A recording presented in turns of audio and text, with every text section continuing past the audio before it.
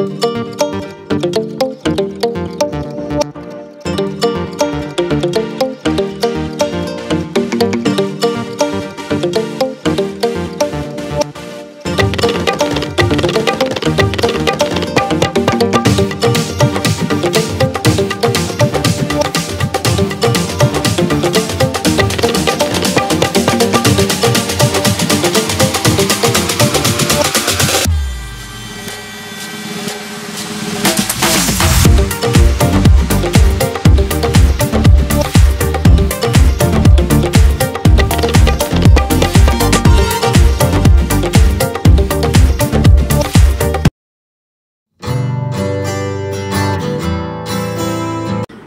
friends, welcome to NFS சமையல்.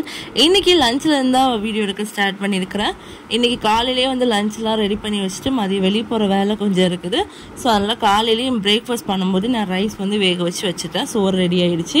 இப்போ ஒரு சிம்பிளான ஒரு குழம்பு வந்து ரெடி பண்ணி வச்சுட்டு போகலான்னு தான் பிளானு. ஸோ அதுக்காக ஈஸியாக பண்ணக்கூடிய ஒரு காரக்குழம்பு தான் இன்றைக்கி நான் பண்ண போகிறேன். ஸோ வாங்க அதை வீடியோவில் பார்க்கலாம். அதுக்கு வந்து ஒரு 5 டேபிள் ஸ்பூன் அளவுக்கு நல்லெண்ணெய் வந்து ஒரு பேனில் சேர்த்துருக்கிறேன்.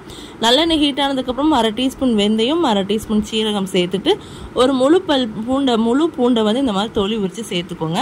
பூண்டெல்லாம் பொரிஞ்சதுக்கப்புறம் கொஞ்சமாக கருவேப்பிலை சேர்த்துட்டு கருவேப்பிலையும் பொரிஞ்சதுக்கப்புறம் ஒரு கைப்பிடி அளவுக்கு சின்ன வெங்காயம் எடுத்து தோலை ரிமூவ் பண்ணிவிட்டு சேர்த்துக்கோங்க. முழுசாகவே சேர்த்துக்கலாம், இல்லை நீங்கள் கட் பண்ணி கூட சேர்த்துக்கலாம். வெங்காயம் லேசாக வதங்கி வரட்டும். ஓரளவுக்கு கலர் சேஞ்ச் ஆகி வர அளவுக்கு இதை நல்லா வதக்குங்க. ஒரு 2 நிமிஷத்துக்கு அப்புறம் நீங்கள் ஓப்பன் பண்ணி பாருங்கள். வெங்காயம் ஓரளவுக்கு வெந்து வந்திருக்கும். இப்போ இந்த ஸ்டேஜில் வந்து ஒரு தக்காளியை வந்து நான் சேர்த்துக்க போகிறேன். காரக்குழம்புல வந்து நம்ம புளி ஆட் பண்ணுவோம். நீங்கள் தக்காளி இல்லை அப்படின்னா கூட ஓகே தான். ஏன்னா நம்ம புளி சேர்த்துருக்கனால அந்த புளிப்பு சுவை வந்து இருக்கும். நான் வந்து இதில் ஒரு சின்ன தக்காளியும் ஒன்று கட் பண்ணி சேர்த்துருக்குறேன். வெங்காயம் தக்காளி நல்லா சீக்கிரம் குக்காகி வர்றதுக்காக நான் வந்து ஒரு 1/2 டீஸ்பூன் அளவுக்கு உப்பு சேர்த்துருக்குறேன். உப்பு சேர்த்துட்டு வதங்கும் போது சீக்கிரமாகவே வதங்கி வந்துடும். அடுப்பு மீடியமான ஹீட்டில் வச்சு தான் வதக்கிட்டு இருக்கிறேன். ஸோ வெங்காயம் தக்காளி ஓரளவுக்கு நல்லா வதங்கி வந்ததுக்கப்புறம் இதில் வந்து நம்ம மசாலா வந்து ஆட் பண்ணிக்கலாம். நான் 1 டீஸ்பூன் அளவுக்கு மிளகாய்த்தூள் சேர்த்துருக்குறேன். 1 டேபிள் ஸ்பூன் அளவுக்கு குழம்பு மிளகாய்த்தூள் சேர்த்துருக்குறேன். சேர்த்துட்டு இதை நல்லா கலந்து விட்டுருங்க. மசாலாவுடைய பச்சை வாசனை லைட்டாக போனதுக்கப்புறம் இதில் வந்து நம்ம புளி கரைசலை வந்து சேர்த்துக்கலாம். புளியை வந்து கரைச்சி எடுத்து வச்சுருக்கிறேன். ஒரு லெமன் சைஸ் அளவுக்கு புளியை அதை இதோட சேர்த்துக்கிறேன். அதுக்கப்புறம் குழம்புக்கு தேவையான அளவுக்கு தண்ணியை வந்து இதோட சேர்த்துக்கோங்க. உங்களுக்கு எந்த அளவுக்கு தண்ணி தேவைப்படுதோ அந்த அளவுக்கான தண்ணியை வந்து இதோட சேர்த்துக்கோங்க. சேர்த்துட்டு இதை நல்லா கலந்து விட்டுட்டு இதை மூடி போட்டு ஒரு 5 நிமிஷம் கொதிக்க வச்சுருங்க. நீங்கள் இடையில வந்து ஓப்பன் பண்ணி பார்க்காதீங்க. மூடி போட்டு ஒரு 5 நிமிஷம் வந்து இதை கொதிக்க விட்டுருங்க. இதை நல்லா கொதித்து வரட்டும். குழம்புக்கு தேவையான அளவுக்கு உப்பையுமே இதில் ஆட் பண்ணிவிடுங்க. ஆட் பண்ணிவிட்டு இதை மூடி போட்டு கரெக்டாக 5 நிமிஷம் நல்லா அடுப்பை மீடியமான ஹீட்டில் வச்சுட்டு இதை கொதிக்க விட்டுருங்க. ஒரு 5 நிமிஷத்துக்கு அப்புறம் ஓப்பன் பண்ணி பாருங்கள். ஆனை வந்து நல்லாவே கொதிச்சு வத்தி வந்திருக்கும். இப்போ இந்த ஸ்டேஜில் வந்து நம்ம வந்து இதில் கொஞ்சம் லைட்டாக வெல்லம் சேர்க்க போகிறோம். வெல்லம் சேர்க்கும் போது அந்த குழம்பு வந்து டேஸ்ட்டும் சூப்பராக இருக்கும். அந்த புளிப்பு வந்து கரெக்டாக ஈவன் பண்ணி காட்டும். ஸோ இதில் ஒரு 1/2 டீஸ்பூன் அளவுக்கு நான் வெல்லம் சேர்த்துக்கிறேன். வெல்லம் சேர்த்துட்டு கலந்து விட்டுட்டு சரியாக ஒரு 2 நிமிஷம் அடுப்பை நல்ல சிம்லேயே வச்சு விட்டுருங்க. எண்ணெய் நல்லா பிரிஞ்சு சூப்பராக வந்திருக்கும். அவ்வளோதான், நம்மளுடைய காரக்குழம்பு சூப்பராக ரெடி ஆகிடுச்சு. இது வந்து சிம்பிளாக செய்யக்கூடிய காரக்குழம்பு. கண்டிப்பாக இதை நீங்களும் ட்ரை பண்ணி பாருங்கள். சாப்பிட்றதுக்கு உண்மையிலேயே சூப்பராக இருக்கும். சிம்பிளான டேஸ்ட்டில் சூப்பராக நம்மளுடைய காரக்குழம்பு ரெடி ஆகிடுச்சு. கண்டிப்பாக இந்த ரெசிபி நீங்கள் ட்ரை பண்ணி பாருங்கள். இதுக்கு பெருசாக நான் இந்த சைடிஷ்மே இன்றைக்கி ரெடி பண்ணல. அப்போல்லாம் மட்டும் பொரிச்சு எடுத்துக்கிட்டேன்.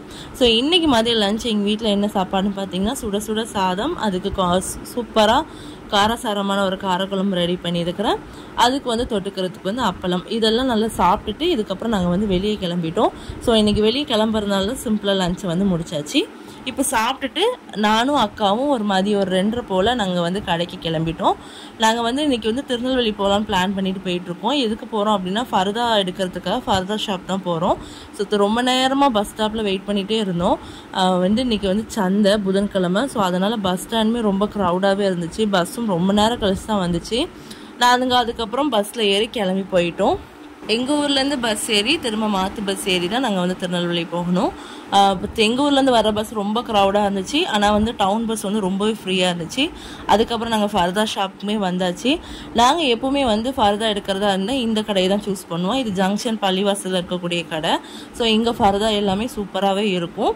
ப்ரைஸுமே அஃபோர்டபுளாக இருக்கும். குவாலிட்டி வைஸுமே நல்லாயிருக்கும். ஃபைனலாக நாங்கள் நிறைய ஃபர்தா பார்த்தோம். அப்புறம் வந்து எங்களுக்கு வந்து க்ரீன் கலர் வந்து ரொம்ப பிடிச்சிருந்த மாதிரி இருந்துச்சு. ஃபைனலாக க்ரீன் கலர் செலக்ட் பண்ணி அந்த ஃபர்தாவுமே நாங்கள் எடுத்துட்டோம். ஃபைனலாக ஃபர்தா குரான் எல்லாமே வாங்கியாச்சு. இதுக்கப்புறம் நம்ம வீட்டுக்கு கிளம்பி போக வேண்டியதான். இதுக்கு ஆப்போசிட்டில் தான் பஸ் ஸ்டாப் இருக்குது. ஸோ பஸ் ஸ்டாப்புக்கு போகணும்.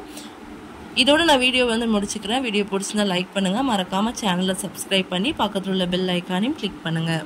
தேங்க்ஸ் ஃபார் வாட்சிங். தேங்க்யூ.